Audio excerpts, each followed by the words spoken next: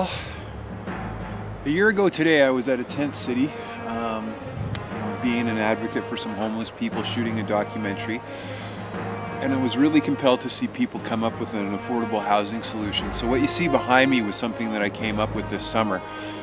But the problem with what I've got behind me with Basic Framely, it's affordable and you can build a home for under $900. But the problem is you need skill and you need resources. So you're using a saw, you're using nails, you need to use a framing square, a measuring tape. So when I showed it to my friends, they all said, well, you have to teach me how to build it.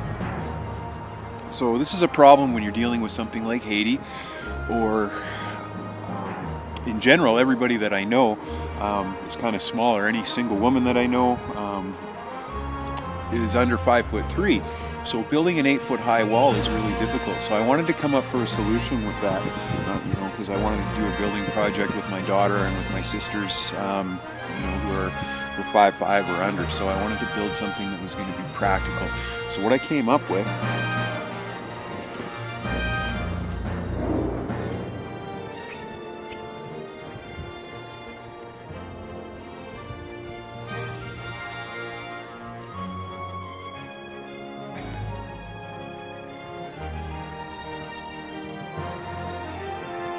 basic form was this.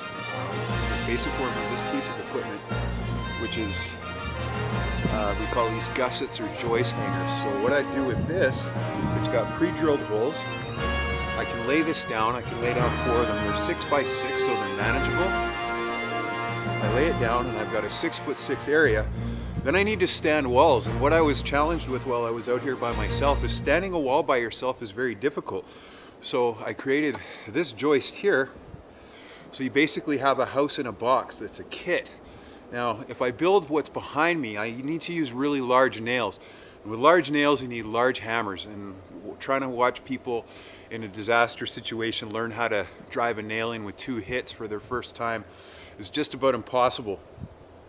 So this gusset is actually pre-drilled and it's installed with roofing nails, which you could use a much smaller hammer, even a rock if you had to. And these ones here I use 2-inch nails, so I didn't use the common size nails to get these pieces of assembly together. So basically what you do is you lay out this floor plan here, and you've got a 6x6 foot area. Through here you've got some holes drilled so you can run plumbing, or some rebar if you need to join 2 of them together with concrete. You need to run rebar through here. You put them together, you put in some screen mesh or some rock or some wood, whatever's going to hold your concrete flooring firm. Specifically you'd want to use mesh, but you level your floor. Now all of a sudden you've got pre-stood walls, and with that you can just throw your 2x4s on top and you have an instant structure. So I'm out here in the cold, and this is a great place to test something, because if you were in Haiti, something like this would be good, and there's lots of salvageable material. So if you don't even want to buy my product, just remember that somebody or use my product. If you're in a disaster zone, it's always going to take somebody who realizes that there's something going on.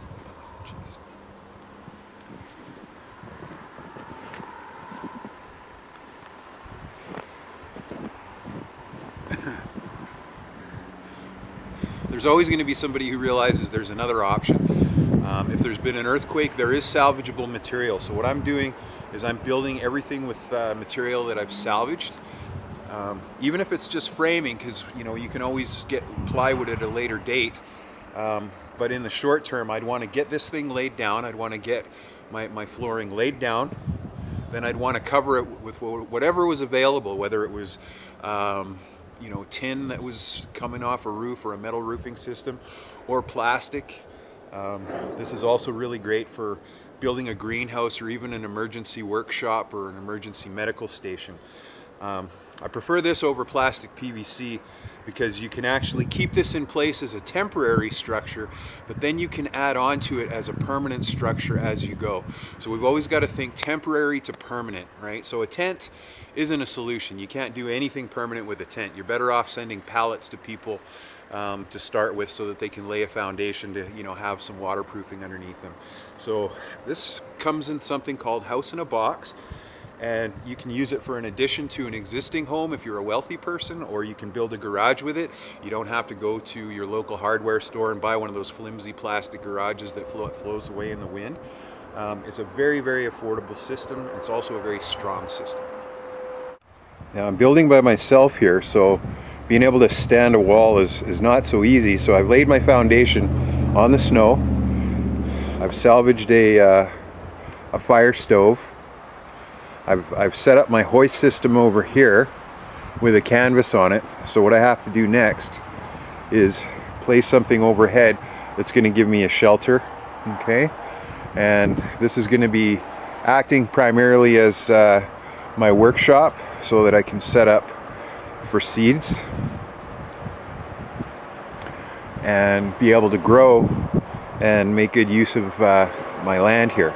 Okay, now this is really simple system, but this is going to be able to be turned into a permanent structure.